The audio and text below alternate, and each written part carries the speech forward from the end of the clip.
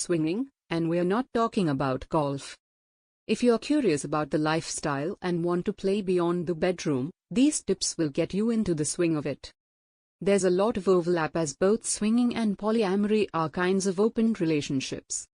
However, what differentiates the two is the number of people, the location, and the emotions involved. A swinging couple will likely be in the same room but having sex with others, sometimes together. There's more of an emotional connection within polyam, while swinging can be a bit more casual, think good friends that fuck as well as hookups. Some poly couples will also be swingers, so don't fret. Before we start, here's quick-fire etiquette list before attending your first swingers do. Don't show up drunk or under the influence, and don't do drugs at the venue.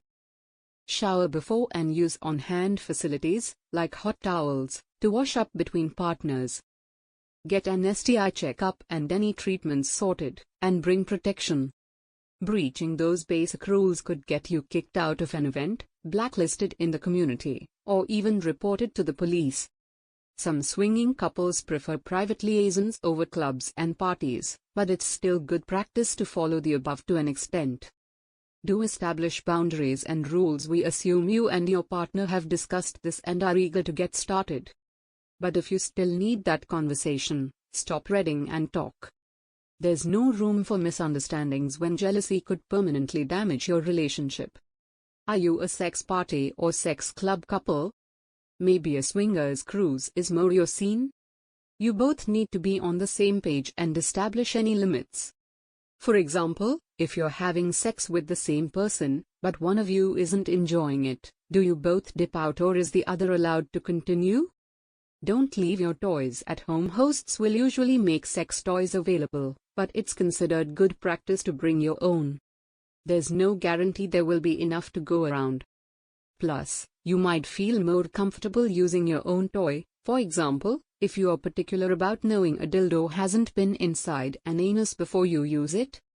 Likewise, most venues will have lube and condoms on standby, but it's never a bad thing to bring your own, especially if you have any allergies or require larger/smaller than average sizes.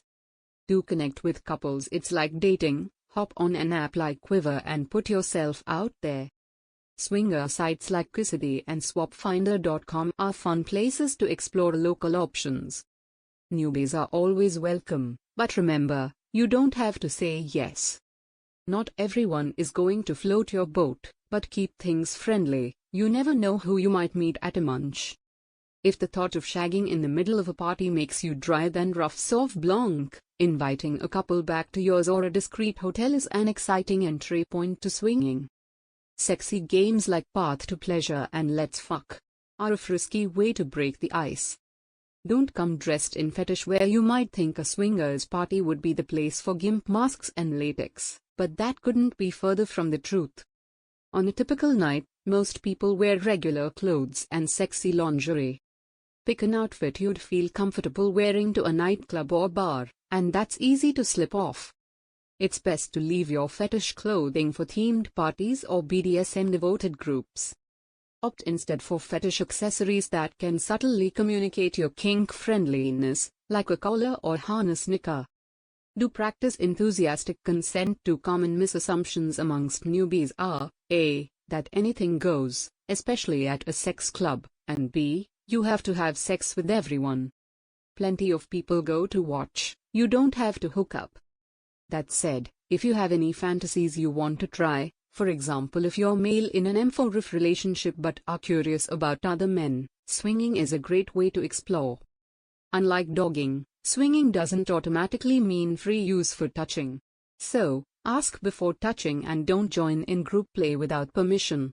Some clubs even have an ask once, and only once policy that if you ignore, you could get thrown out or banned. It might feel like a parody of asking something to dance, but the more you do it, the more comfortable you'll feel. Extra, have fun. Swinging can be nerve-wracking at first, no matter how you practice it. It's like dating again, and that was bad enough.